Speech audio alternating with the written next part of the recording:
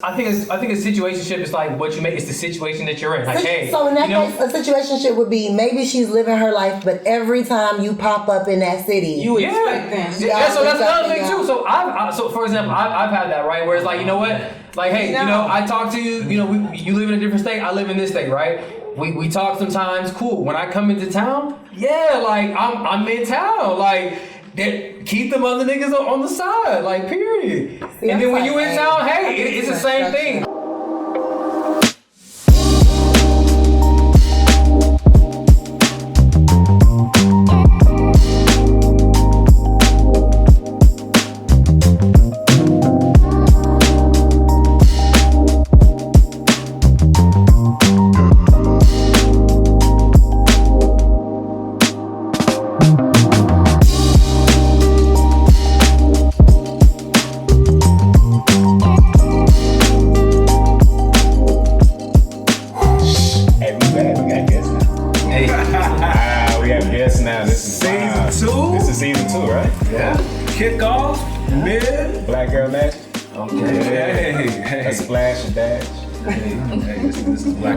Here, man. This is everything. Everything positive. Welcome to Honesty on the Table, where our mission is to cultivate a space where transparency, vulnerability, and humble curiosity serve as our individual and serve as our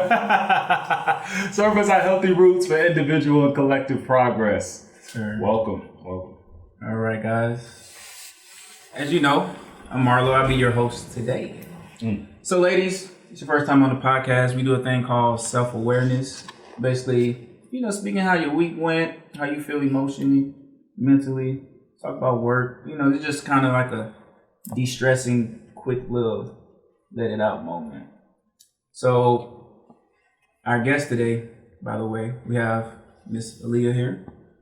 Hello. We have Miss Victoria here. Hello. We have Miss Tomeka here. And then we have Miss V, aka Lachey here. So to start, Elijah, we're gonna start with you, bro. We're just gonna do round table. Absolutely. So first off, man, I'm in good spirits, man. I woke up, I was like, whew. I felt relaxed. Went to a dinner at Porsche yesterday. I was excited about that. Okay. Yeah, it was a nice little vibe, and I'm excited. I'm going to a birthday party later today too, so I'm excited about that too. So yeah, I'm in good spirits for sure. I've had a great week. I've accomplished a lot of things. Well, this whole month has been a lot of accomplishments and a lot of abundance every day of this month. I do have a birthday to go to later today, so I'm looking forward to that. And it's about to be a new week, and we're in retrograde. No, for real. Per usual, people, I'm chilling, I'm good, I'm focused, I'm on my mission. And it's just time to keep grinding. What about you? Oh, shit. No, I work at a high school in Western Atlanta, so I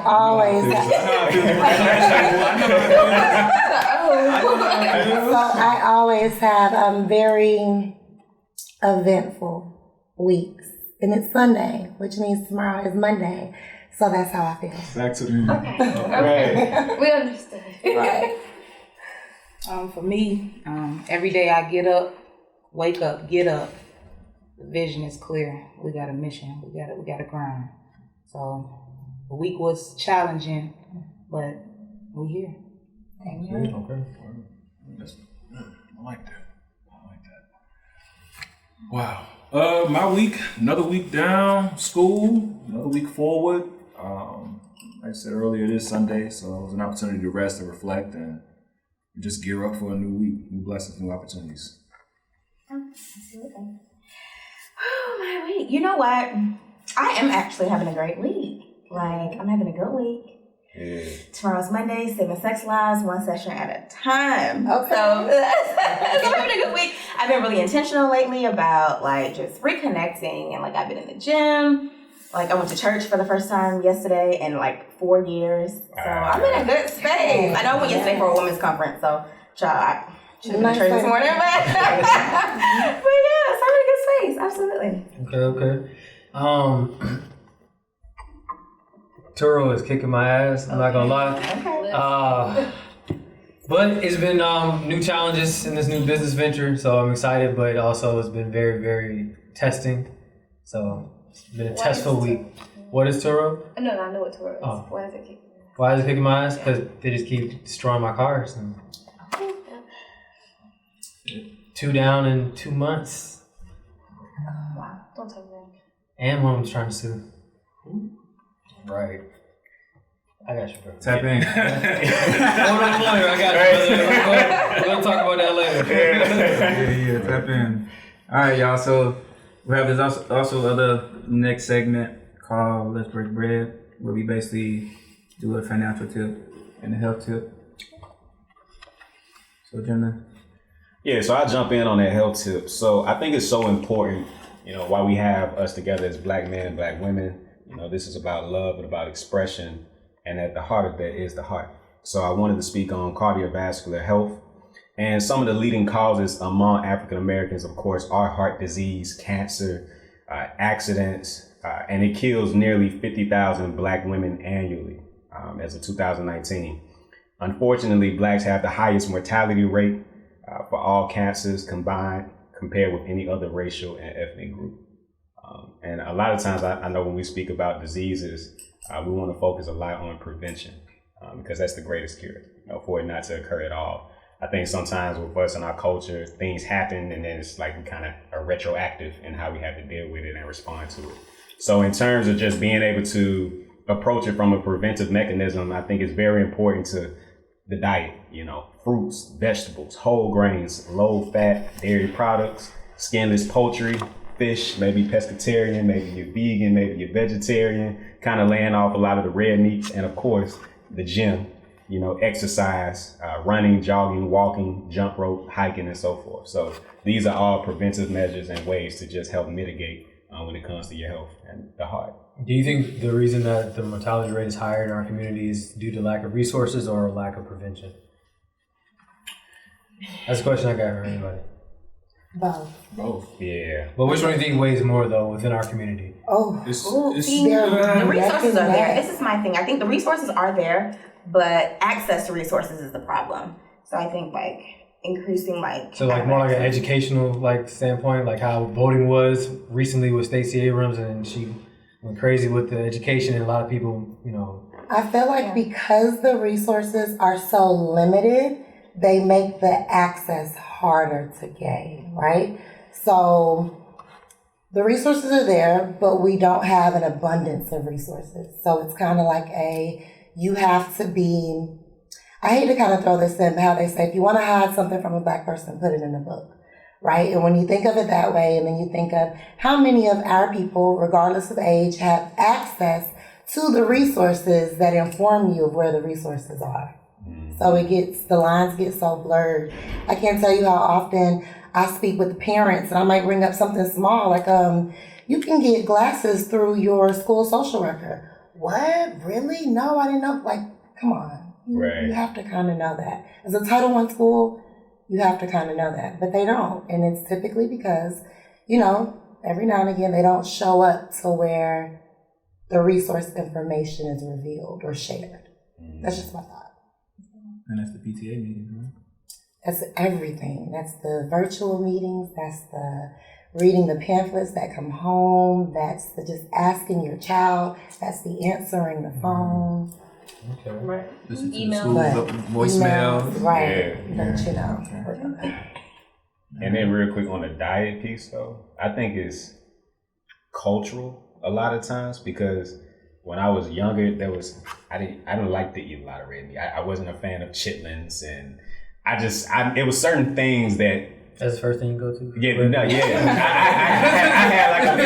I had a very vivid flashback where all this good shit out here. Yeah. And it's just one of those things where it's just like a lot of times if you come and you kind of speak differently about diet to your grandparents or to your parents, they're not really. They're not really listening, you know what I mean? And I don't know if that's intentional or just like they're older, they've been here. Kind of stuck. Yeah, that's how I am with my grandma. She's getting old, bro. Yeah. She's starting to get arthritis crazy in her knees and stuff. I'm like, grandma, gotta lose weight. Let's change our diet. She was like, it's over for me. Like, they're like straight up. That's what she said. She was like, "Hey, I ain't doing that." And this is when I was like vegan at the time, so you already know I was trying to push that shit crazy. But yeah, she wasn't hearing that. Nothing. Is there a financial tip? Yeah, I was just thinking about all of that. Got family, older folks in my family as well who are struggling with their health, and I think about that and how sometimes they're just so rigid because it's partly is motivated by fear. Fear of the unknown, like what if I do something different? If I break these habits, maybe something worse may happen. Like I don't know. And it's interesting about that. All right, so finance tip: how to establish personal credit. What is credit? Personal credit is what you build by showing trustworthiness when it comes to paying your bills on time and in full, from credit cards to auto and home loans. Doing so increases your credit standing. However, it's important to remember your personal credit should be separate from your business credit. And through the season, we'll get more into that, making that transition from personal to business. Personal credit scores generally range from 300 to 850. And they're calculated based on many different pieces of data to have your credit report. And it all comes down to those 5 categories. Your payment history, which is 35% of your credit. Amounts owed or credit utilization, 30%. Length of credit history, which is 15%. Your new credit or new lines of credit, which counts for 10%. And your credit mix overall. So not just consumer credit cards in the form of like a Best Buy or Gap, but also in regards to new lines of credit being in regards to home loans, auto loans, all of those things being taken into account as well with your overall credit score. Any other additional tips to add about personal credit, if y'all have them on the top of your mind? Pay your bills 3 days before. It'll show that you're early and it'll give you extra points. Before the statement dates. And see, mine would have just been automatic withdrawal. That's how I set mine up. Just take it out. I know I owe it. Just take it. Because me trying to think about all the things I gotta just take it out. For me, you can set the date 3 days before though. Okay, well then, I'll definitely go in and do that. But that's my go-to. That's how I stay on top of it. I pay everything with my credit cards, like all my bills. I don't ever use my debit card. So that's how I because I get my points and all that for my stuff, but it also helps build more, I get bigger credit limits with my credit cards by doing that. So you ever notice when you go to the grocery store, say Whole Foods, for instance, that's where he shops a lot. But you ever notice that, different cultures, they only use credit cards. And you see that's the reason why. Yeah. And so my biggest thing is just you have to stay disciplined when you use these credit cards, because yet again, it's cultural, we don't know. And that's why financial literacy is so important at the youngest age. My kids have to pay for snacks with fake money. You want that little Debbie? That's $2. Are you willing to do that? So just starting them so young, the youngest as possible, to break the chain. And to piggyback off of that, a couple of years ago, I worked at a school where we rewarded them with points based off of their behavior. So they had to, and it was a high school, they had to really work for the points. And then in return, they were able to purchase things. And what I thought was the most interesting thing was how all of a sudden they didn't want stuff anymore. Like, what? It's 100 points? No, I'm straight. I don't even need it anymore. Yeah. And I think that kind of taught them early on that be mindful. Just because you have it doesn't really mean that you need to get it. Right. But I can't really be speaking too much because I don't really abide by that myself. But I do know that is a great principle to abide by. Can I ask you a quick question, real quick, since you are a teacher? Yes. What do you feel about those? I believe they call like monastery schools, or how do you feel about those type of schools that focus, on more than just like a education aspect of it? They teach you like real life stuff. I'll say this. I've been praying for every year to be my last year because I do want to open my own boarding school. And the majority of the reason I want to open my own boarding school is because, Lord, I hope, I got to tiptoe because, my school district don't play no games. So I feel as though we have to become extremely innovative, like every single month, not year, not every 3 years, 5 years, every single month. We have to become more innovative, more relevant, and just keeping our kids on their toes. And with that being said, I do think all school systems need to shift away from the standard college prep, because the reality is the majority of our kids do not want to go to college for whatever reason. And then when you look into, look at just Instagram alone, right? I went to school and sometimes I'm like, what? These girls are, like, my God. But then I have to remind myself, everyone's purpose is different. And luckily, gratefully, I was able to kind of tap into my purpose early. And I knew that, hey, you got to go to school, right? When you come out, you're going to be able to do more things, but you have to go to school. But nowadays, our kids, they're not even driven by grades anymore. There's no such thing as, I'm going to give you extra credit. They don't care about that.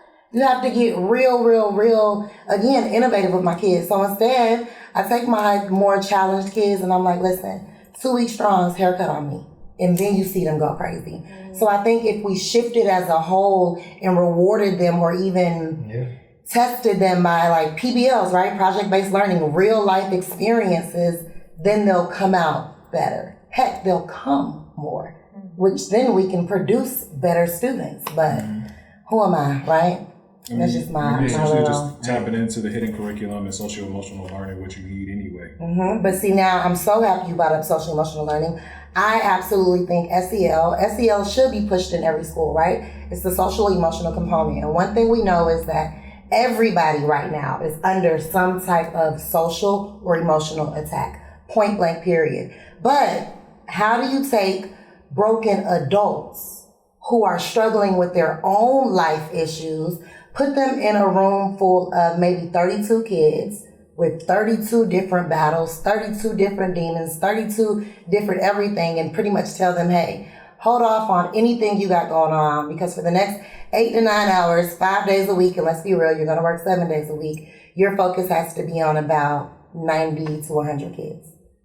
So then it's like, you got to make those PDs more effective before school starts. We have to be able to pour into our people that we're asking to be the leaders. That's why, like, with the component, and I'm sorry, I do talk a lot, so this is the last thing I'm saying. A component of my job, I do partnerships. And so every time I partner with the company, I always tell them, you got to be willing to do more than just for our kids, because it's our staff that's really keeping this building going. So if you're only here for the kids, that's cool, but you got to partner with somebody else that's going to be able to bring some more to us, because our staff is, excuse my language, but like shots and shit. Rightfully so.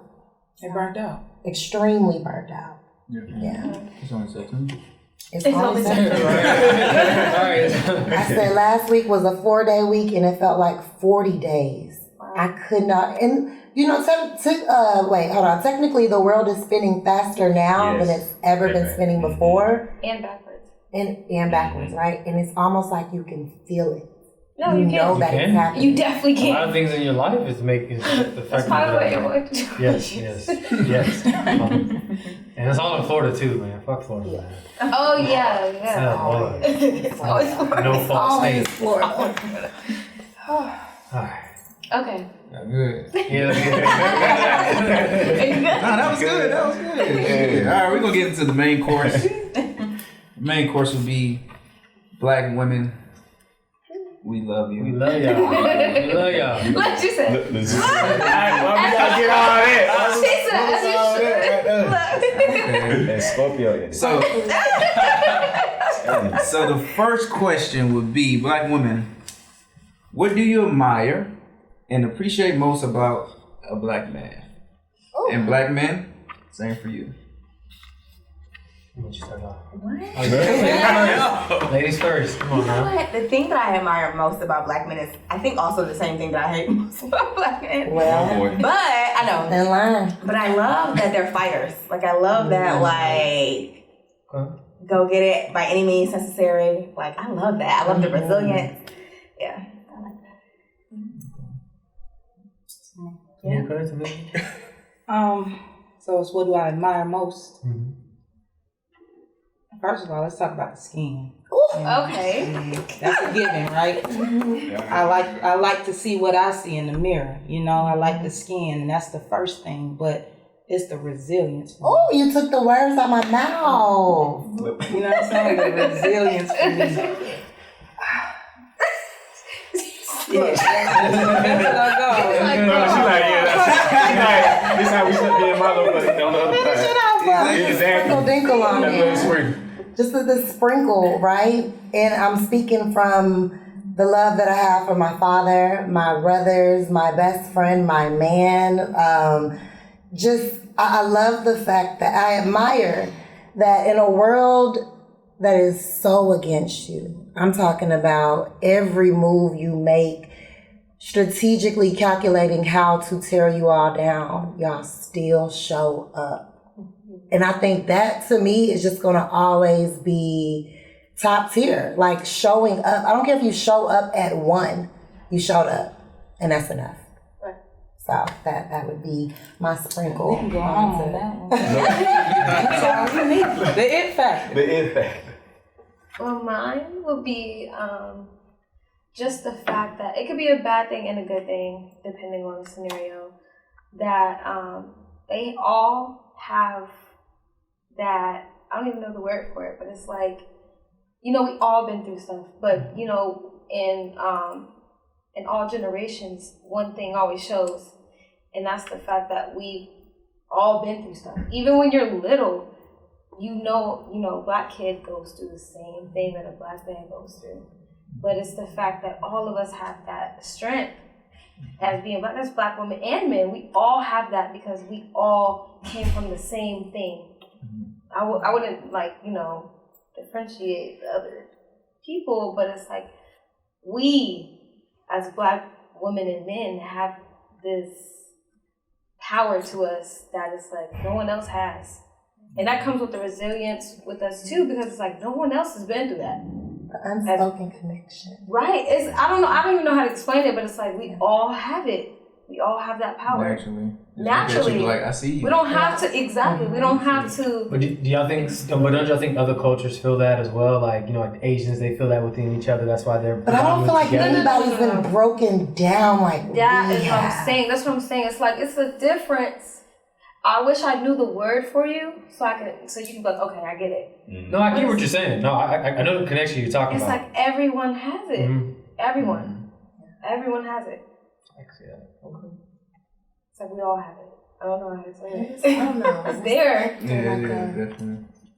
I said, I don't know connection. I would think for me, for my Black women, what I love about y'all the best is the accountability.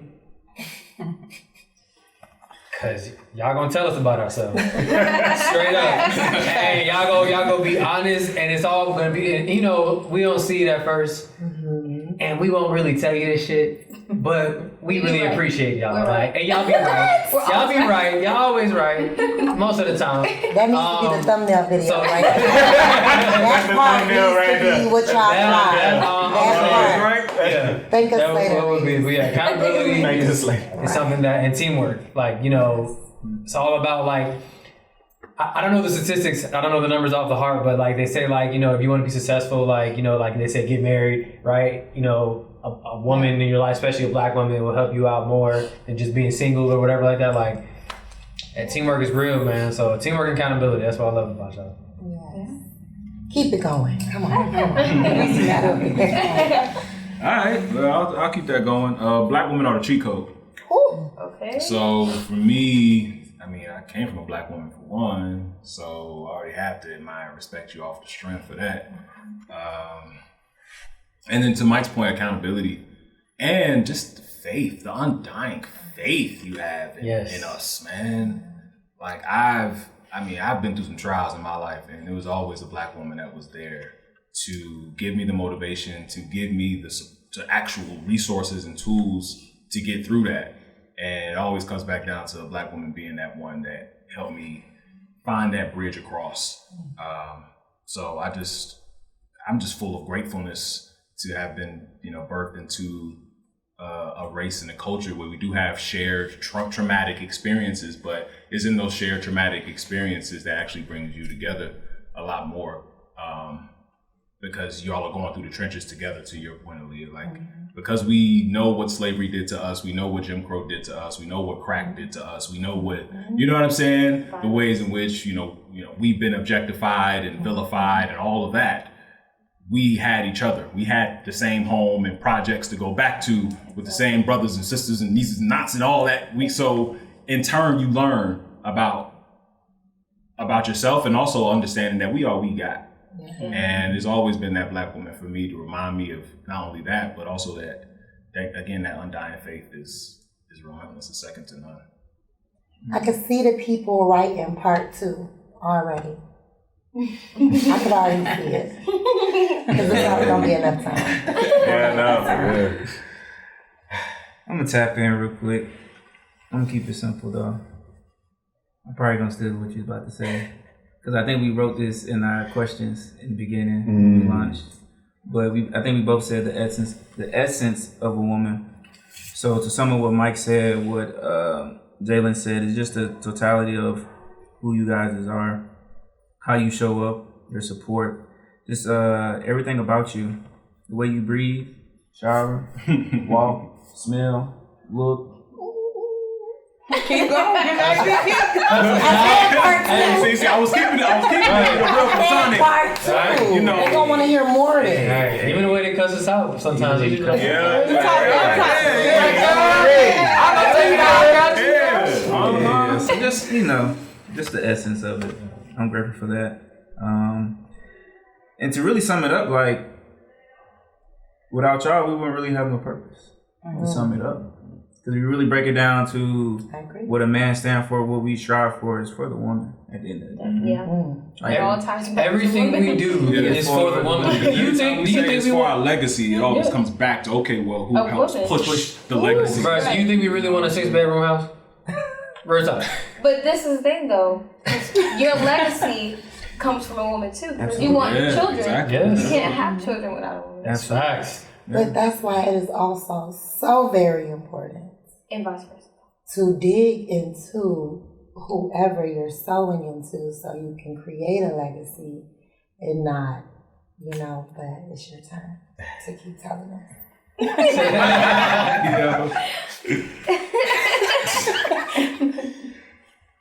What I admire most about Black women is how they create peace. There have been many battles that I've personally experienced where I've lost a job, or I didn't get the grades, or I failed the test, or I'm at odds with my parents, or I just lost my best friend, or something really embarrassing happens and I can't really speak on it. And no matter whatever that adversity was that was happening outside of the home, she made me feel safe. And she had a way of pouring into me, with the positivity. And it's like, nah, you just keep going. Even when I, certain times, certain instances where I may doubt myself, it'll be a Black woman that's there, whether it's my grandmother, my mother, a woman that's in my life, and she'll say, hey, come on, baby, keep going. And it's like, it's something about the way a Black woman has this ability to hug and kiss you and love on you. And when a woman is loving on you, it's just different. It's an entirely different type of motivation that really gives you that drive to keep going.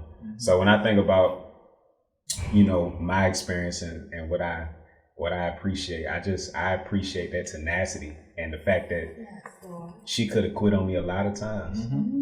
My mom, my grandma, my woman, she could have quit on me when I did this and I did this, and she never gave up on me. And I think that that's what I really admire most about Black women, because when they locked in, it's I don't care what nobody say about anybody else. When a Black woman is in love with you and she locked in on you, that's it. She will go to war. Yeah. She will go to war to create for real, to create that peace. So yeah, for sure.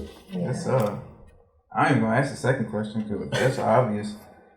So we just gonna move on to the quick fire questions. Yeah. All right. It's just very simplified answers. No rants. No side conversations. So the first question would be: do looks matter? And on a scale of 1 to 10, how much?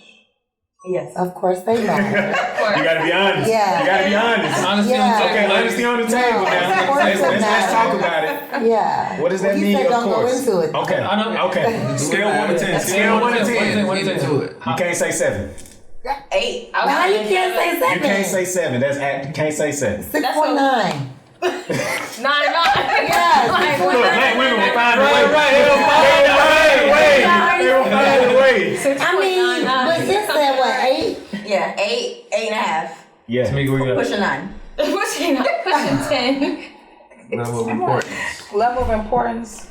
I mean, I see you with my eyes first, so of course it's Exactly. important. But I'd say about 6, 7 because I'm not falling in love with your looks. All right, I'm going with 8. Right. That's me. I need it. I just need you to do it for me. Look. You know? It You know all what I'm saying? ties in though. Like, Yeah. There's a lot of That's times how that you I like to, I like to look at something. But I done dated some top tier looking niggas and been like, oh my God. yes. You dumb. Never mind. We just talking about looks. But Some looks, not But that's why he can't But come you right up. But you saying, where does it matter? Like, Yeah. so, yeah. On this scale. That's why it's somewhere in that 6, Yeah. 6, 7. I don't know.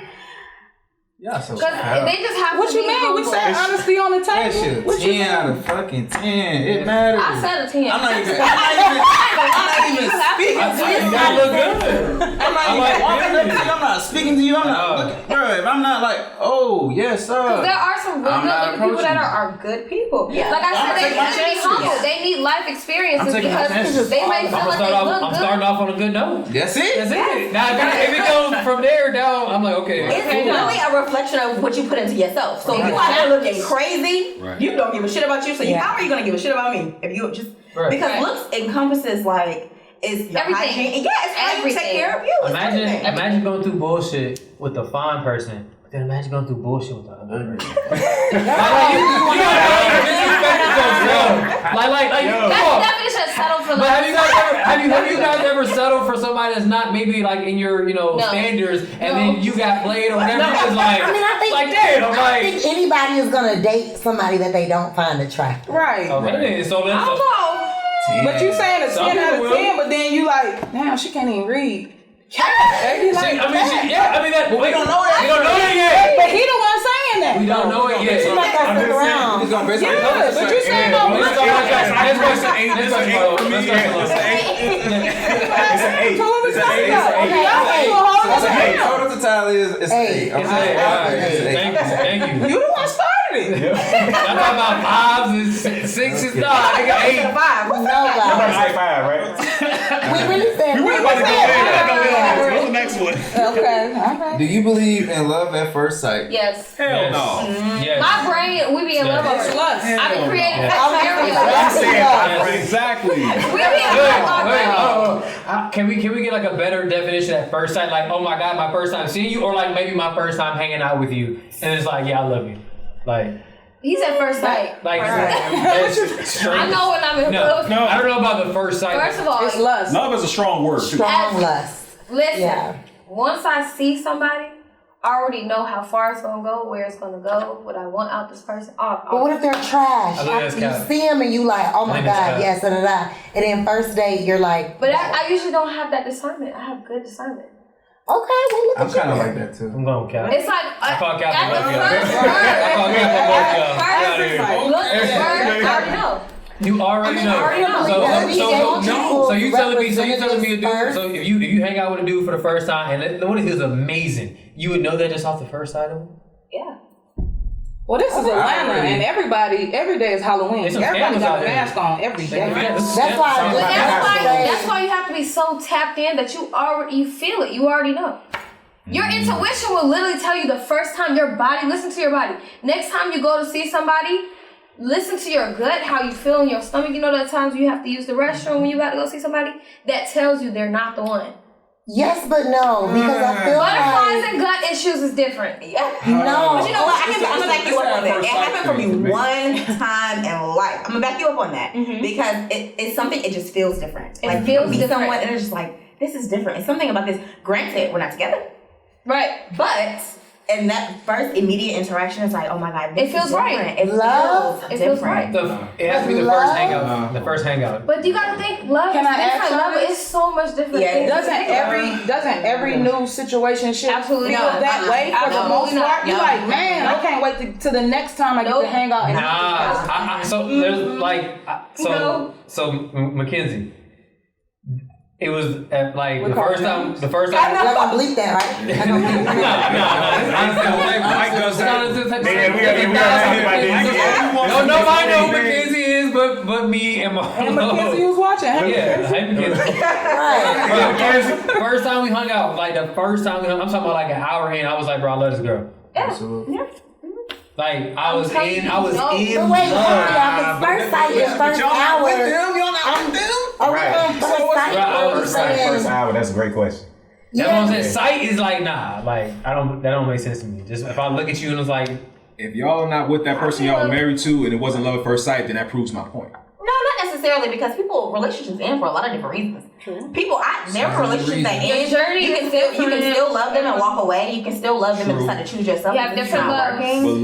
But love at first sight is a lot of energy to kick out. And for me to say, yo, I'm looking at this person, it's like, yo, sure, I'm You don't about have to just- marry every love you have, though. Yeah, absolutely. True, but saying love at first sight, it means that much to me in that way to lead to like marriage. Because if I see you and I'm thinking, yo, it feels like this, and all it takes is this, But that's this, like this. an ultimatum, though. That's you. So let me ask you this. But- So I'm gonna be in your business a little bit, but are you married? No. Have you ever been in love? So does that mean that everybody that you've dated up to this point? I'm currently in love with someone. Okay, so to me that's like a discrepancy, because it's like, if I love you, that means I have to marry you. But there have been people that you've loved in the past that you haven't No, married. I'm just saying about when y'all say love at first sight, it means a lot. Like you said, Aaliyah, to my point, it's my, my feelings is like, yo, if I'm at first sight, first encounter, first hour, that means like, that's it for me. Mm-hmm. I'm going all in. But You a strong love. I get that's why I don't get what prefer to you're love saying. at first sight, because Yeah, I know to Tomeka's point, there are a lot of beautiful, but dim-witted folks out there. You know what I'm saying? So I'm not easily swayed at love at first sight. You could be very attractive. We could have shared. Did you guys look up the definition shared of love at first sight? Because maybe it's not meaning like you're literally like. It may be like, oh. I mean, there's levels of love though. There's levels of love. That's what I said too. I was like, you could be in love at There's first levels sight, and of it don't love. have to be like, I'm gonna die for you. It does not have to be that. I agree. It But it generally could be can just be like to what you were saying last season, Port, about attraction confirmation. Attraction confirmation can be high enough to where it's like, okay, I want to see where this goes. But love at first sight is just it's such a high thing to me that I wouldn't say love at first sight as a phrase. I'd rather say someone who's captivating enough to warm my Everyone's attention. perception of love. And I think sometimes you can just feel compelled. Like the women that I have been in long-term relationships with, I saw them, and I You knew. knew. I like it was nothing that was going to stop me From getting them. and I really can't explain that, because when I was playing it back, I got a list though. I'm telling you, I got a list. but I wouldn't describe it as love at first sight. But I just know that I was compelled to move like immediately. It was just oh, like, bro, I can't let her. yeah, nah. I'm on her every day. What's up? Hey, breakfast stuff? Hey, brunch? Breakfast at Barney. Well, we was in college, Chick-fil-A. The chicken mini bus flow. At least that Chick-fil-A or McDonald's. I like McDonald's. The cab. I love McDonald's. Hey, Right. No. I'm a McDonald's. I used to eat McDonald's I love every morning McDonald's. after work. I don't know why. Sorry, I love it. hit that McGrill every now I and hate that sausage, egg, and cheese McMuffin and 2 hash browns The in the water. burrito? Alright, we're gonna move on. Next question. Would you marry- Bleep out McDonald's. They don't sponsor us. All right. All right. Yeah, no free advertising. It may. Say less. Would you marry outside of your race? No. No. You know what? Nah. No. I don't. Whoa. That's my reason. That's my Can you exact explain the reason. pause? What was that? Because Okay. the pause, and you know what? I've heard someone else say this, so I don't know, but y'all tell me what you feel about it. But I feel like when black women say I'm going to marry outside of my race, it's like a last resort type of ordeal. I've gone through so many black men who put me through so much hurt and doing all this other stuff. I have no choice but to like go and date like a white man or whatever the case may be. But on the flip side of that though, it's like you can't help who you, I'm gonna say this with caution, but you can't help who you fall in love with. You know what I mean? And if like for some of us, like that is our community. Like, you know, I remember going to like all white high school. So it's like if I'm there, these are people that I'm interacting with, and it's like, oh, That's you know what I mean? That's understandable. But to go on your point, I used to have that same argument with a lot of women. They would be like, when it comes to like the black athlete, like, oh, they just marry a white woman, this, and that. I'm like, well, that's what they are. I'm like, but think about it. Like when they were in high school, they went to a all white, fucking Catholic school or something like that. Then they went to Kentucky or UGA or Alabama, and you're mad that they're, you know what I'm saying? Like, I think a lot of it has to do with like just who you're around every day. Like what you're attracted to. Like, I mean, not attracted to as far as like physically it looks, but like, you know, like the music you listen to or the type, you know. Just the overall influence. But it's just like that idea of having to educate somebody first before you can like, it's like I have to tell you, and our lens is different. Like it doesn't matter how much like new or whatever it's like our lenses are different. So you're not gonna see my perspective in the same way that I'm gonna see like this black experience. You're not gonna be able to like really. It's like you can understand you can be an ally, you can do all these different things, but you're not gonna get my blackness. So when I have to explain, like I even question that. I see that in my home because my mother is Italian and my dad is black. So it's like, well, my mom grew up rough too, but still, like she can win battles that we never could win by just the skin. So it's like, and it's to nobody's. It's not like it's your fault. It's just your experience. Like we just don't have that same experience. How y'all feel? For me, the only tutelage that I would be under would be a black man. There you go.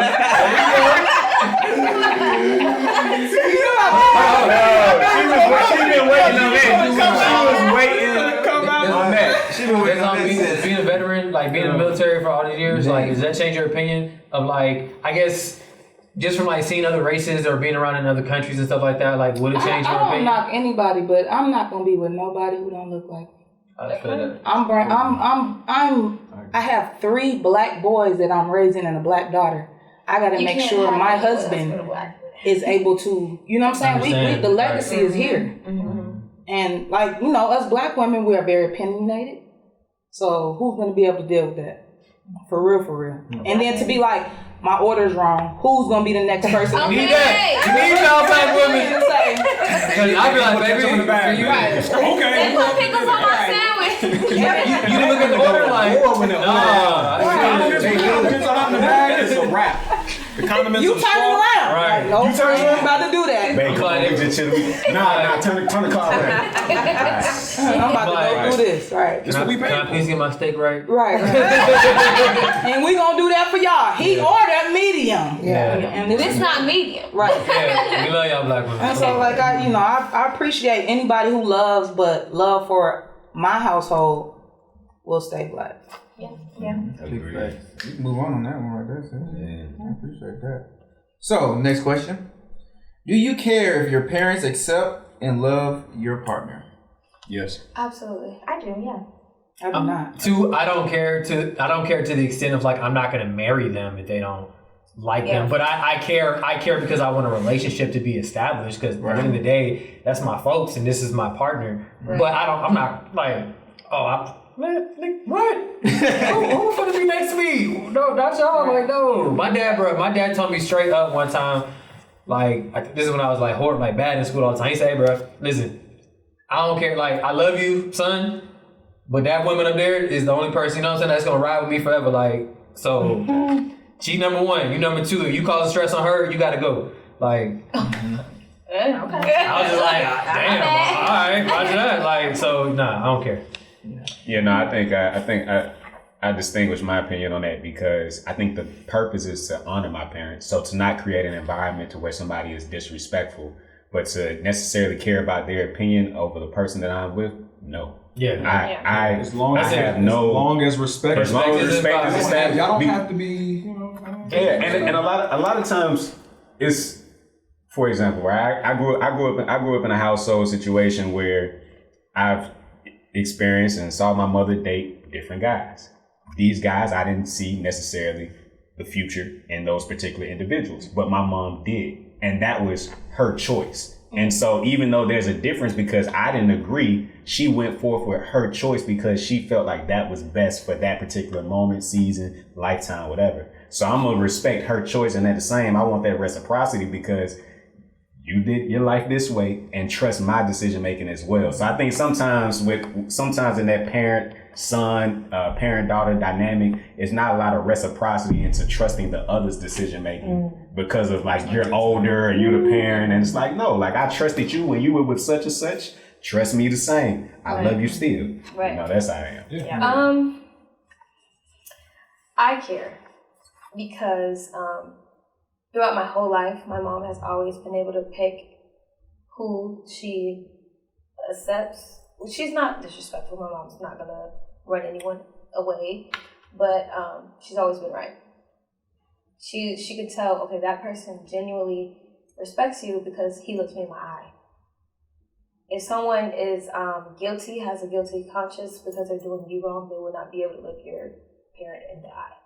And that's just one of the small things that she could pick out. So I actually care because she's able to have that genuine, protection over me. And it could be someone who's been through a lot. She's not going to judge you off what you wear, how you speak, all that. She's going to judge you of how you treat yourself and me. Yes. Question on that. Mm-hmm. So, my ladies, do you guys tell, like, I know some people like, oh, my mom's my best friend, I tell her everything, right? So, do you ever tell your mom, like, let's say, like, if you're, like, with somebody, right? Mm-hmm. And you're venting to your mom about problems going on in the relationship and this and that. Just like anything, if you vent to your friends or whatever, they might have a disdain for that person because of, you're my coming at them. My mom is going to tell me what's right. Okay. Yeah. So. If I'm in the wrong, she'll tell me. And if they're wrong, she'll tell me. Okay. What do you think that the parents should, just third parties in general, whether, because for some it's social media, for some it's their parents, for some it's their girlfriends or their guy friends. How involved do you think third parties should be in your relationship? I think you should keep family business. I agree with that to an extent because it's like, like if unless they're like abusing you, like that's different. Like say something. Yeah. I feel like yes, but you still have to have an outlet. So you could deal with all this at home, but I mean, even if you want to put it in a scenario, you don't have to say names. Like, tell me if this is wrong or right. So say if Johnny da-da-da-da-da, and you can make names just for the scenario. I don't disagree, so like, but people know who you're talking about. They don't know. They don't have to know. But so like, I'm telling you, for example, like I'm having issues with my man or whatever, and I'm telling you, I'm gonna go back. I'm gonna forgive my man. You still gonna remember every negative thing that I told you about this person. You can be side-eyeing him. That's right. That's so, very real. And that's what I'm talking. That's kind of like what I was going at. I want to say like something. Your initial question was how much value does third parties have, right? Yeah. So I feel like you have to take into consideration what you share. Mm-hmm. If I only share negative things to you, then I have to be mindful because your feedback on my relationship will only be based off of the negativity. And if I feel as though I have done a good job of sharing enough, and you've been around and maybe you even have a relationship with my partner, and then you can kind of balance out like, okay, listen, Vic, you know how sometimes da-da-da, and you know how he da-da-da. You have to be able to bring me reasoning. Right. That's anybody in my life. Right. Friends, well, I don't really have that many friends, but you know what I'm saying? Like anybody who wants to be in my life, you can't just be too much of anything. You can't be too much of a yes person, and you can't always shoot down everything I got going on. Because then I'm looking at you crazy. That's also like a self, awareness thing as well, because it's like, you have to be able to share just enough where someone can't rule one party over another. Like it has to be. Every situation is a 2-point thing. That's you can't say, oh, them, because it may have been how you reacted. Right. And it has to be somebody who has enough respect for both of you. Exactly. There's no way in the world I could share anything about my significant other to someone who does not have. First of all, I'm going to be super honest with you all. Going back to the parent situation, you yourself have to be happy, healed, and whole.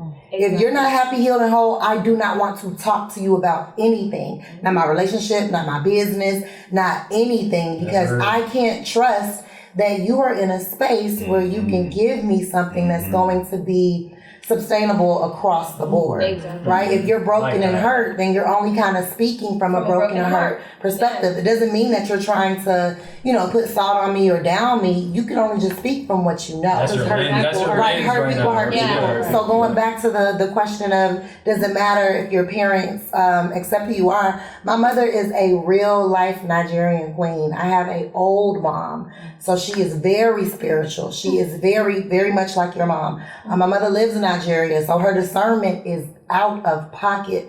There have been times when my mother has called me from Nigeria and been like, I don't know what's going on, but right before school started, I thought I was coming back with my own position, my regular position, and I had some stuff going on in my relationship. Nothing bad, but my mom was like, I want you to just stop talking about how you feel to everybody. It's gonna be hard, but just stop talking. If there's anything that's too heavy on you, write it down or pray, but stop telling people what's going on. And now, mind you, this is like July, and sometimes, like my sisters and I, we joke about my mom. We'll be like, oh, here she go with that shit. But every single time we turn around, we get goosebumps because it's like, oh my God, this is what she was talking about. But my mom said the realest thing one time, when my father got arrested before they deported him. So we watched my mother be single for 15 years. I never saw a man come to our home. I never even remember a man calling the phone for my mom. And so when we got a little bit older, my mom never gave us relationship advice. And we used to kind of feel like, oh, there she goes being like that Nigerian mom or whatever. But after she did a lot of healing, she came back and she was like, what could I have told you all? There was nothing. I knew nothing to even share with you. And so for me, that's when I knew I could trust my mom. She's not going to say something because it sounds good. She's only going to speak when she really knows what she's speaking on. Right. And I think some people don't have parents like that. Right? So let's just be real. If you got a ghetto ass mom and she's all over the place or she like, oh, these niggas there, all I need a nigga to do is pay my bills or whatever. I don't care. I honestly probably don't want a relationship with your mom because we're going to be two completely different types of women that she's not going to like me because I might have to little girl your mom. Like, what? So, would you be good with your partner if they don't like your mom? If I don't like your mother, you will never know. Yeah. I'm still gonna be the one like, babe, did we get the Mother's Day gift? Okay, don't forget, we gotta you. You will always be, there's always respect. Like, but you're not gonna walk in and see and talk to your mom like, girl, he just came home. You're not gonna see that. But I'm never gonna say anything. Would y'all care? What was the question? If your partner didn't like you and your mom and your partner didn't. I mean, as long as it's on the level of, I don't know. Yeah. As long as you keep it respectful. Everything comes down to communication. And the communication. My mother-in-law, I have no issues with her. I love her. But if she does say something I don't like, I will say something to my husband because that's how it's supposed to be in the house. I do the same. Now, if one thing about it, he may not like some things my family members do and he'll say something to me. That's my job to check both sides. Yeah. Right. We're not going to intertwine because ain't nobody doing nothing. Yeah. We just going to cry in the car. Alright. I'm real big on, I don't play about my mom, so I'm not even gonna slick play about your mom. Right. Cause I might have to, I don't play about my mom. So let's just do what we gotta do for everybody to be happy. Right. Next question. I'm gonna skip one. Let's get straight into it. Do you believe in sex before or after marriage? If before, how long before you have sex? I was gonna say you wouldn't buy a car off the lot. You just make sure it reverse when you put it in reverse and then don't have I knew you was gonna go to that. Y'all, I just made a video like that. I was like, before I get a car, I turn the music up, make sure it got a good bass. You ain't listen, make sure ain't nothing knocking. Yeah, all right, everything working out. So we're going with you guys believe in sex before marriage. That was such an indirect, but I felt that though. Now you're not just out here like everybody like. That's crazy. No, but I mean, come on. And you can't put a time stamp on anything. That part. Exactly. Yeah. Because I know when I see a man that I want him. Yeah. And she already said she knows point blank period everything. Literally. So when I see that, sprinkle dick on as you please. Yeah. Okay. So if I'm not like already like I want to take care of you. I want to cater to you. Then it's not going to be anything. Wow. So we're just going to leave that there. That's beautiful. Absolutely. Mm-hmm. Yeah. Okay, so how important is sex in a relationship? 10. Oh wow. She's a Scorpio. Oh, For wow. real. Wow. No, that was no hesitation. Yes, we're not playing. Ladies. And I'm not You playing. concur? Nah, You don't concur? I Me don't. neither. Okay, so where we at? What number? I've been with somebody for 13 years, so at this point, our It's- legacy is the most important thing above everything.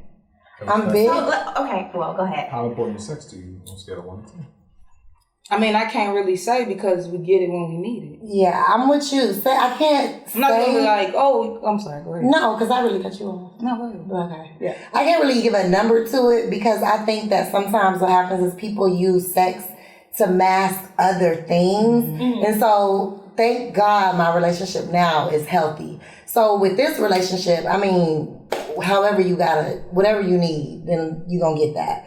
But I know in past relationships, say for instance, communication was trash. So it's really something we need to talk about. But now you trying to skip past talking and you just trying to 1-2, thinking that after you 1-2, I'm gonna be over it. Cause now I'm a 1-2 and I'm still gonna be like, what I was saying earlier was, and then it's gonna start to And it's feel spiraling. like, you know? Or I'm holding it as a weapon. Yeah, exactly. Oh, see, I don't. That's, yeah, I don't want to different play than with that. That is something that it's like happens. I But it still comes like with to have, age. As you mature, but I you feel start like to I will notice always that. want to have spice. I mean, so Like, you yes, know, we can be like, extremely. We can go meditate. We could talk. We could do this. We could do that. And we still gotta be kinky. Like, I mean, no, I don't think what we're saying takes away from. I think maybe I speak for both of us when I say like my nigga is everything. So he gon' trust me Gonna every get it. single time Right. we could go. Right. And then when you perfect being with a person, you know how to go. You know like when to go. and now we could jump right back to it. So it's not about like So what if like everything else was good, but he just didn't. The sex wasn't good.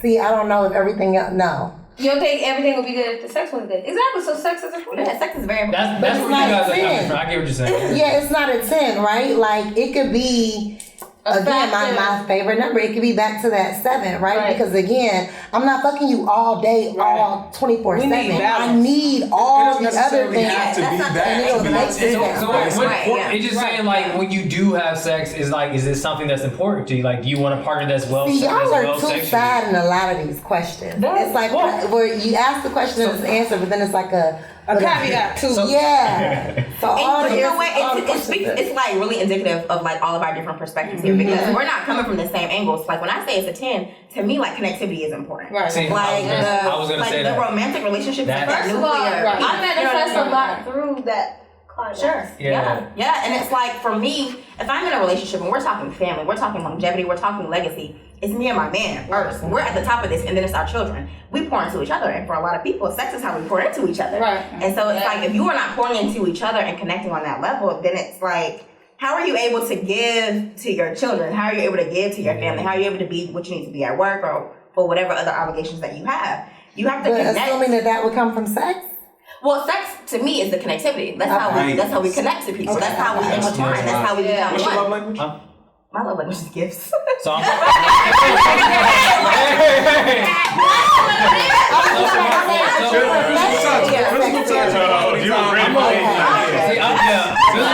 physical touch and quality time is my love language. So like Sex the connection culminates things for me, like so I'm married, right? So like You're married? yes. So it's a big thing for me because like with my partner, it's just like I need to have that. Like if we're off, I can feel it through sex though. You know what I'm saying? Right. Yeah. So it's just like. Yeah, it's Sex is a form of like expression for me. It's a form of here. self-expression for me. Like I just had a conversation with the fellas about that. Like how for me as a man, black man, it's always been looked at like, okay, of course you want to have sex. Like it's either been objectified or vilified. And it took a long time for me to accept the fact that I love sex and that sex is my way of expressing my love to you. There's a myriad of different ways I express that in my relationship, but sex is definitely like top 3 for me. For me. Yeah. So I'll take sex and I'll say intimacy. Yeah, I was going to go Intimacy is like intimacy. a That's 12. exactly And my intimacy can come in a lot of different ways. So I'll definitely. And plus, it doesn't have to be every day, but it's definitely gonna be of quality when it happens. Yeah, and see, for me, some type of intimacy has to occur every single day. Every day. Oh, Right, so that's why I was like, it doesn't have to be sex, but you know what I'm saying? If I'm getting dressed, do a little, something to be like, stop, let me get ready. Something to let me know that you gotta bend me over, but act like you're going to, like, right? I'm like, or when you cooking, like. That's me. My knows I don't let my foot off the gas when it comes to that. Yeah. Gotta let a woman know, especially your woman, know that for sure she is your one, and she is beautiful, she is regal, she is remarkable. Yeah. And it doesn't have to be just in a sexual way, but to the intimacy part, it leads to that connectivity that you're seeking, that reinforces the relationship as to why you got it in the first place. So you got to keep that going. Yeah, now that's that. Okay. Okay. Well, she answered A, B, and C. So let's move on. Let's get to the real questions. He keeps saying Them are just little quick fires that wasn't quick. Oh, you did. It was fire though. Oh yeah, you did say no explanation. But you know how it Let goes. y'all tap in. Yeah. So y'all can really tap in this. Let's break down the dating, situationship, love world we live in currently. Is it healthy, harmful, or traumatizing? That's the first part. So let's break down the dating, the situationships, and the love world we currently live in. And is it healthy, harmful, or traumatizing? I'm gonna say And you can speak on like what you witnessed your experience. Yeah, I'm definitely situationships. I think are probably the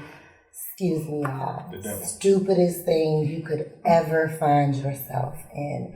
People say things like, "Oh, I could fuck somebody and not be connected. That's crazy. If you can do that, that's crazy." But yeah, the idea of giving somebody your body but being okay with nothing else is just so confusing. And I think you play yourself out of what you're really worth. And that is why it becomes hurtful and traumatizing, because then, right, because a lot of people like the situationship with people that are in relationships. So then it becomes traumatizing because now you finally have something that could be yours or something that you want it to take off, but now your mind is tricking you into feeling like, no girl, let's not do all of that. We just fucking, or, you don't know what else he got going on. Instead of just maybe believing in like, no, this could be something good. If you keep selling yourself short, how will you ever really know? I don't know. I just don't play those kind of games. I'm totally different. I think. But you're a man, so I think situationships are a beautiful thing as long as you establish communication. Yeah. Communication is everything. So, like for example, let's call it my military folks, right? We have to deploy to certain locations, or we have to be in locations at a time, right? Maybe you might meet somebody that is like, you know what? Like, hey, I'm not here forever. I'm leaving. But like, since I'm here, I want to be exclusive with you for this moment. But we both know this is dating. You said exclusive. So well, I mean, when I say it's okay, fine, you're right. I did say exclusive. Okay, I think a situationship is like what you make. It's the situation that you're in. Like, hey, so in that case, a situationship would be maybe she's living her life, but every time you pop up in that city, you expect them. Yeah, so that's another thing too. So so for example, I've had that, right, where it's like, you know what, like, hey, I talk to you. You live in a different state. I live in this state, right? We talk sometimes. Cool. When I come into town, like I'm in town. Like, keep them other niggas on the side. Like, period. See, and then when you in town, hey, it's the same thing. Okay. And to me, it's not necessarily like, it's just a respect thing. It's like, hey, you're in town. I want to dedicate my time to you. I'm not talking like anybody else. I'm just putting them to the side. It depends on what type of woman you're dealing with. Because I've done situationships. And I'm really, really a lover girl. And I noticed that I cannot do it. Agreed. Because I want to be with that person all the time. I want to cater to that person. It's a lot. That's why communication is everything. No, because you can communicate something. No. But it has to be on the party where it's like, hey, look, you breached the contract. But that's what I said. That's the type of hey, you too far invested. It's like next because you might be dealing with a more loose woman, But there's some women that can't handle that type of thing because she is so. Yeah. But it's up to. Listen, fellas, we know that. We know when we're dealing with the woman who's actually a lover girl, where it's like, okay, she really, really like Like me just seeing her once a week But y'all don't or just once put a her month. off and give her that choice. What do you mean? Y'all don't give What do you women the mean? choice. I don't know. Not necessarily. What we do, we don't necessarily just be like, oh, A hey, real listen, man gives you know, women the choice. no, we give you the choice, but we like to reiterate it though. Maybe you guys. We But reiterate not it like, hey, just to make Let's sure. just clarify here. Let's just clarify. Yeah. What the choice of what? Right. To leave or to stay. Some men will egg it on and know that you're a lover girl and try to sell you these dreams, right? That this is gonna be this, and they know damn well that they will never commit to you. That is ever. problematic. You're right. Ever. But yeah, but that goes into lying then, because now you're selling a dream. I'm talking about like, what if he just kept saying like reiterating like, hey, just to make sure you, because some guys do that That's by egging it different. on That's too. giving They're them like, choice. hey, listen, Like I said, that I is know giving you her a really choice. love me, but like, But do you know how many women are pick-me women? How many women feel like they would take a piece of a man versus no man? So there are a ton of women, I'm not going to say majority and none of that, but there are a ton of women who sign up for situationships knowing damn well that they do not want to be in situationships. They'll align with them. Well, we communicate. He knows. I know. Da da da da. But the entire time they are hurting themselves. I don't disagree. It comes with you, back- because they're lying to It's themselves. terrible. It comes back to, you know, you tell me this how your last relationship was, so I'm bringing this mask, this persona of this is what you're looking for, and I'm going to give you that. I know nothing about situationships. Clearly, I'm getting older. I have no idea what that really is. But from what I see, it's dating shit in the swimming pool out here, in the dating pool. Like, it's nothing out here because everybody wants to have their way. No one wants to conform to what a partnership is. Most men love to play, you know, love to watch sports, your favorite team, but don't know how to be on a team. You know, like where's the dynamic? Where is the intricacy of that part? Like of building something. You say one thing but do another. You know what I'm saying? Like you say you want hoes, but you can't afford one. Like I don't understand. And how do you end up transitioning? They want to be out of future, that? but forget It's the just- future's a trick. It's just It's not a tricky. good idea. I mean, it's a lot in with situationships and relationships. It just comes with growth. People got to be on the same page because everybody say keep it 100, but they only want it 75. Okay. If that. That's why it's hard being young in this generation because it's like you don't want a relationship. I personally do not want a boyfriend because I have so much stuff I need to focus on. And right now, I don't think I'm even prepared to give time to a guy because, like, I have stuff to do on my own. I have more healing to do here. And I'm not fully equipped to try to chase my dreams and a man. It's a lot. I'm too young. I'm 20 years old. Yeah, no, you definitely get to be there. Yeah, I was like, but listen, people try to force me into, like, being in a relationship. I'm like, no. No, you said the key word. I want to be. Yeah, Get to know yourself, get to know But what then you like. they bite at me like, oh, you need to have.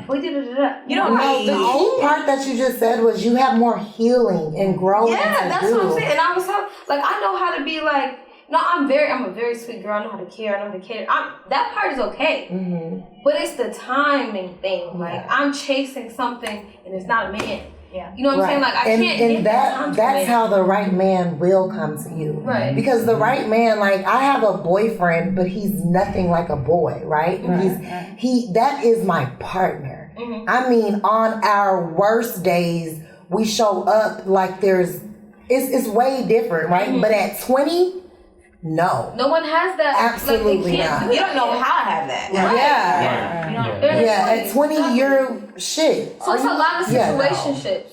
Yeah. It is. Like I personally been to those. But then you know what? And not comparing you to high school girls, but I would say much like I tell the younger girls, your dating habits now will form the way that you date in the future. Mm-hmm. So although you're 20 and although you know the dating, I can only Still don't settle for imagine, less. right? And still don't put yourself in any type of pattern that 5 to 10 years from now, you'll be like, why am I doing this? Or why am I attracting? Or why am I da-da-da-da? And the reality will be, well, when you first started dating or when you started taking dating seriously, you were doing, you know, all of these things at once.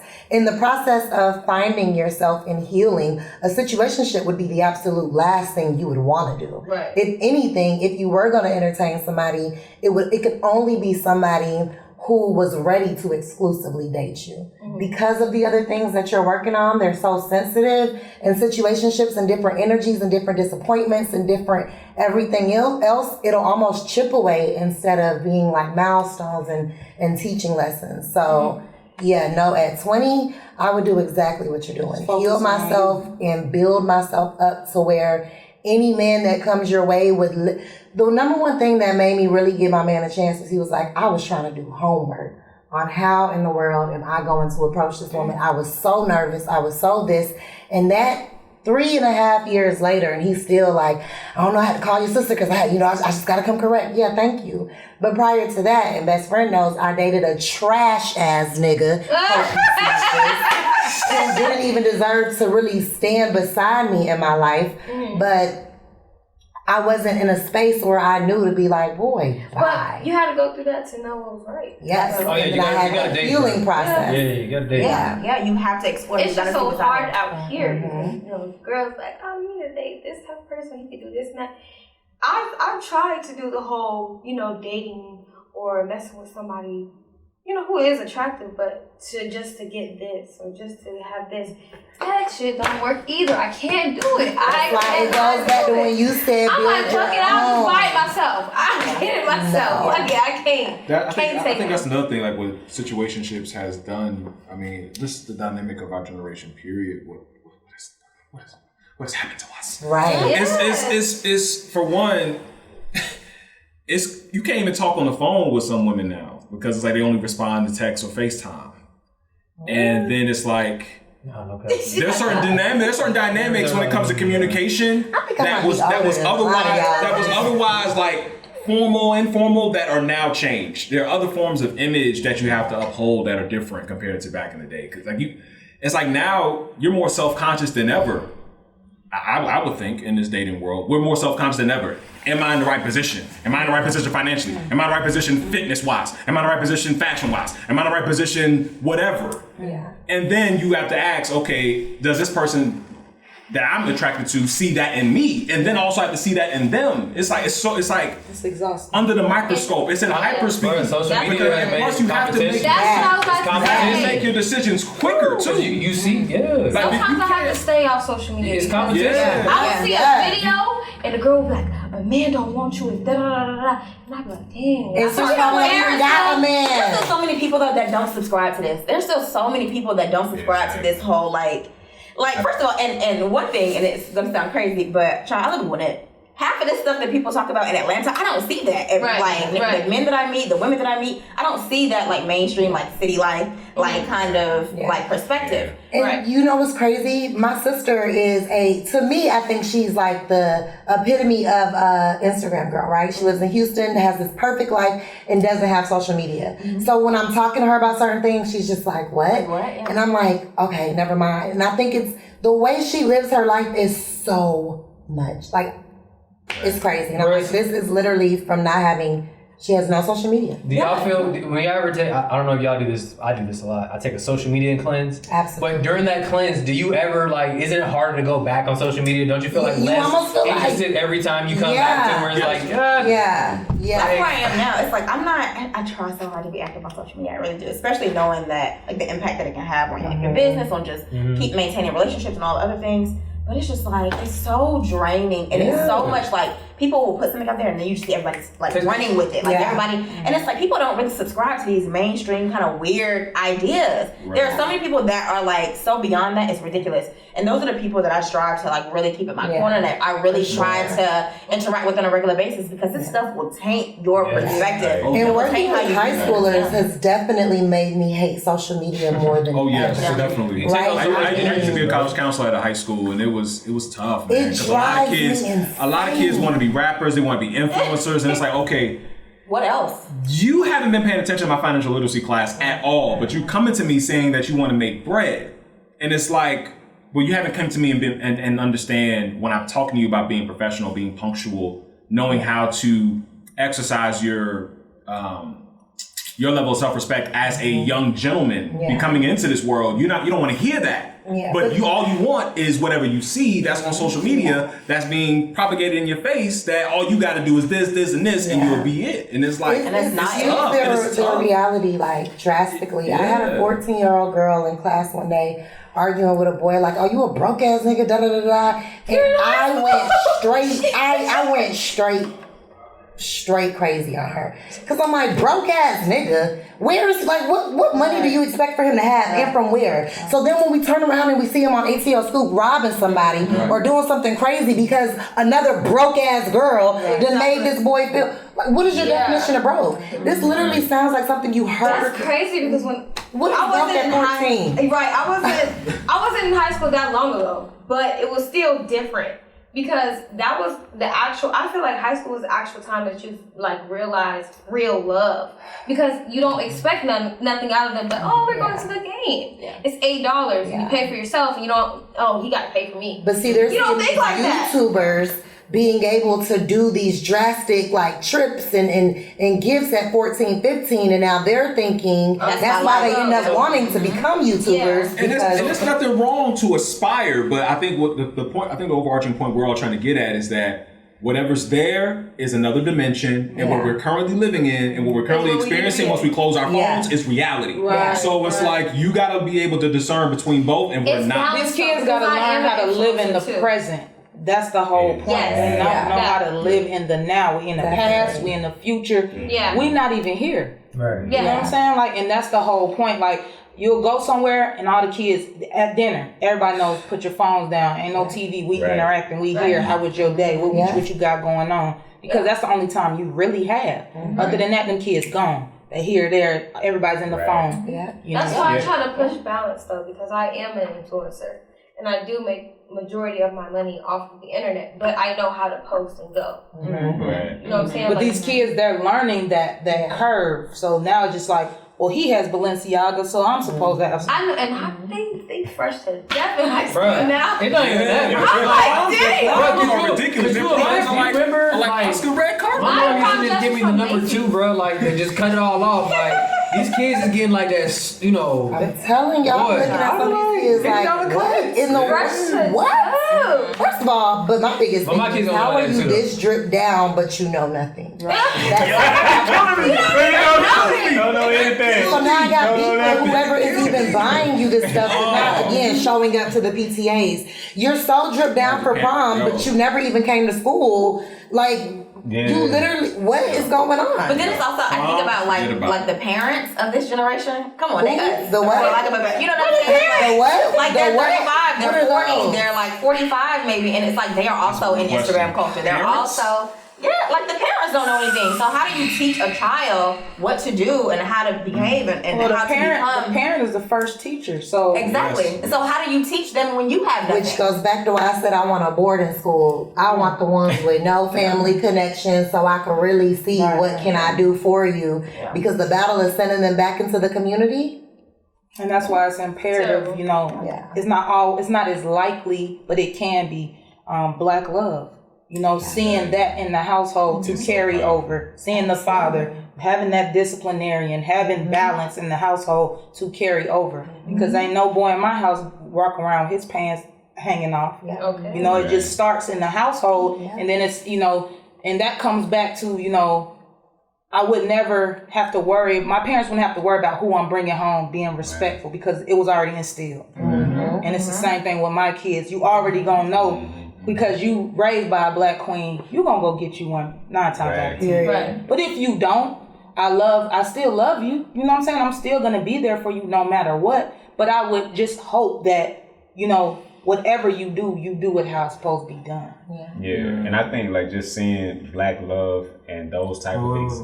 We're gonna finish it off with.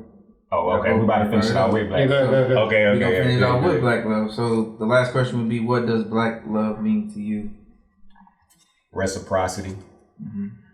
For me personally, in terms of the situationships, I've never been in a situationship. The women that have been in my life, I've looked at those women as this is a person I can align myself with, and we can move toward whatever endeavor we have going on. and I've always poured into them, they poured into me. So it's always been this transparency and and so when I think about Black love, I think it's a level of authenticity. It's transparent, it's real, it's unfiltered, and it's caring. It's caring, you know, because I'm taking into consideration how this particular action might have a certain impact on you, and not just necessarily the immediate, because sometimes whoever has to make that decision, they have to make it, and you may not understand it, but just similar to like a parent and a child, it might have long-term consequences later. Like, I know you really want this candy right now, but we kind of got to space this out over time. So pain may be a part of that. And I think that's something that's glossed over a lot, because we get into relationships and we think that every day you're supposed to be happy. Every day it's going to be great. It's flowers, it's rose petals, and that's a part of the process. But sometimes we have to understand that as we are pouring into each other, that it takes time. We have to pace ourselves. And I think with the situationships, and why I sort of avoid those, is because I'm pacing myself, and I understand that I'm still growing, and I still got to become more. And so I don't want to come to a person and I'm at a place of lack, and not necessarily from the financial as it is as, you know, what can I truly teach you? Like, how can I really speak some life into you to where we connecting on a different realm? And all the social media, you ain't even like, when I'm connected with a person, she ain't even thinking about social media. It ain't even crossed her mind. We on a whole nother world. I don't know what we doing. We might just be outside. You know what I'm saying? Just I don't even know. But it's just like, when you truly connect with a person, you're not even thinking about this stuff. And so I just think, when I think of Black love, I think of reciprocity. I think of pouring into the other person. I think of vulnerability and transparency. I think of you become like the air they breathe. Like, I was like, man, listen. Ooh, like, you know what I'm saying? It's like you get this, like, you know what I mean? Like, when I be thinking, it's like, you know what I'm saying? So that's how I look at that. Like, man. So I'm very thankful. Like, when I do encounter those women, and it may not work out for the long term, like how we thought. You know, going back to the earlier point, but the time that we spent together, we made each other better. Right. Like, I can honestly say, like, in each of the encounters, they're better and I'm better. Right. And we might not be together, but it's love though. I go kill them. You know what I'm saying? So I think that's important. So that, yeah. I agree. I think cohesive, just moving as a unit with everything. You know what I'm saying? Partnership, and I definitely I have to see God in it. And when I think Black love, well, specifically, like, you know, my situation, I see a lot of God in it. I see a lot of purpose-driven situations. And it's funny because my best friend asked earlier, like, I haven't been seeing you on the gram, like, you ain't in the algorithm. You used to be dead at the top. And it's much because my partner, we are building a life. And so oftentimes when we're sharing space, my phone is nowhere to be found, let alone like a recording. Or there's so many times where I'm like, I should have recorded this, and he'll be like, it wasn't meant to be recorded. Or, you know, just those moments where I'm like, people wouldn't even believe that we had a day like this. And he, of course, because he's him, he'll be like, it ain't even for them to believe, or it's not for them to da-da-da. And I'll be like, you're right. But having that safe space, that space where you are drawn back to what life used to be about before it just got so blurred and so crazy. It's like, you keep me grounded. And as crazy as it sounds, it's like I'm in the sky and on the ground at the same time. And so I think that goes back to that balance. Yeah, absolutely. Like, for me, it's two people that are pouring into themselves so that they can pour into you. It's two people that are taking care of themselves, mentally taking care of themselves, physically, spiritually, emotionally, doing all the things to make sure that they are whole and that they are happy, so that they can then in turn pour into them, or, you know, into their partner or whatever. Like, it's accountability. It's being able to be held accountable and to hold accountable. It is responsibility. It's just being dependable. It's integrity. It's so much, like, because it's such a give and take. And I'm going to piggyback off of what you said, because to me, like, perfection, like the perfect relationship, is not the absence of problems. It is recovery. It's repair. It's, you know what I mean? It's like, it's how you get through them and how you come out on the other side of how you show up for each other. So, yeah, I'm getting It's a journey. Yeah. It is So much of a journey. I like what everybody else is saying. I'll say my love, Yeah. but I think Black love is self-love. Black love is happiness within, because that's where it starts. I can love my Black man who brings me joy and vice versa, but my joy is already within, so he's just aiding to it. Yeah. You know what I'm saying? You're there to encompass and elevate my happiness and my joy, and the same for you. So if I do that, when I used to be on a dating scene many moons ago, baby, it was a long time ago. I talked to the camera. So Right. I'm about to do it. So I had two questions. One had nothing. It's just like, do you like blue cheese? Because I don't do blue cheese, so that has nothing to do with it. The second question was, what was the last book you read? You know what I'm saying? And that was one of those things in my 20s that I was asking because, I don't read. I'm about to run this checkup and I'm about to bounce. Yeah. And that's what I'm thinking in my mind. Like, you don't read. It's not where you at. It's where you've gone. Yeah. And that's what I need out of my Black man. Yes. What's the last book, Kevin? Mine was The Secret. Oh, I love this. I'm in the process of reading Emotional Intelligence. Ooh, I By have Daniel Goleman. Yes. I'm reading Principles. Great value. I think we just reread. I introduced my Buddha, Who Moved Your Mom, Who Moved My Cheese. So we reread it together and he's like, oh my God. And now he's like, we need to get peaks and valleys. We need to get this and that. We need it. And I'm like, I see you. I'm reading Grit by Angela Duckworth. I'm gonna ask you if you finished that already. I'm at the end. 50 of Lava Power. Like, 50's book. I don't know. I have two that I read, and one, child. I'm reading Polysecure right now, and I can get into. I'm reading Polysecure, but I just finished Unfuck Your Intimacy, and so it's. That's a nice title. Gotcha. Yeah. She has a couple. Unfuck Your Intimacy, Unfuck Your Boundaries. So many. They're not. It's a mix between like CBT and like self help. Okay. Who is the author? Oh my God, I say her name all the time. We'll do a little I don't know. Let me come back to me. I'll give it to you. But she has a great series. They're kind of like a mix between like CBT and self help. They're like therapy-ish books, but yeah. I'll give you the info. We're gonna finish with you, Jay. What's up, bro? Oh, well, the book I'm reading. Well, the book I just got done reading. I'm in school getting my PhD in sociology, so I'm always reading books. I have to read books on books on books. So trust me, I've read all these books y'all talk. In one way or another, I had to read it.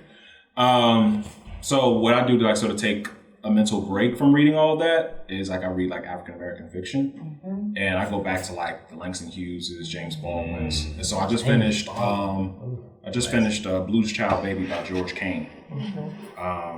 Great book, great story about a early 20s addict from Harlem, and it was in the 60s, so it happened right after the riots, and he's a junkie, and he used to play basketball, and he had a lot of aspirations, but a lot of the choices and a lot of the conflicts he's faced in his life led him to addiction. Like, and he says towards the end of the book that you were a junkie before you picked up the needle. You were an addict beforehand, and it was just like,